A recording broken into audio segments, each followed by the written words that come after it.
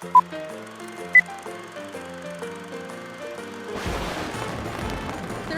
very important things to remember after you lay your sod. Water, water, and water. There we go. Now that my yard is all laid, as it's getting established, it's really important that I keep watering it. So I keep letting those roots get down into that water. We've got to water it a lot those first 2 weeks. If I don't, it's going to get too dry and pieces will die off. The best way to tell if the roots are moist enough, if you're putting down enough water, is to peel back the edge of a piece of sod and look and see if it's wet underneath. The first couple weeks, you're going to want to water at least twice a day. After that point, we can back off to twice a day every other day, and then we're going to water in the morning and in the early afternoon. We do not want to water at night. Watering at night is going to create fungal issues and give you problems with your new yard. I made a rainbow!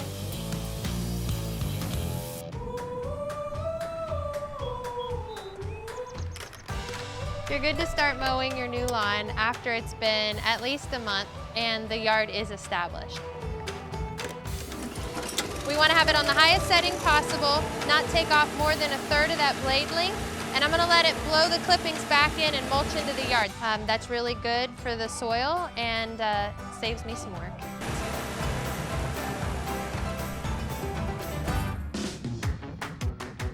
So it's been just about a month. My roots are established. It's time to fertilize. Fertilizing is just feeding the yard. I picked this up at the store.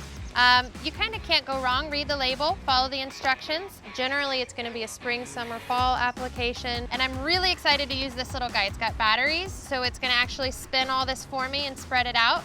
Let's get going. All right.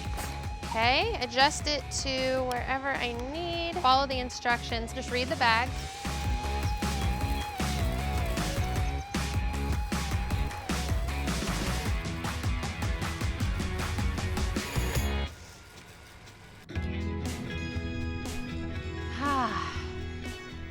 Cheers, I did it. Look at what I did. This is awesome. And lucky for me, while the yard is establishing, I need to not put a lot of traffic on it. So now's the time to just sit back, relax. So I think I'll just sit here and have another drink.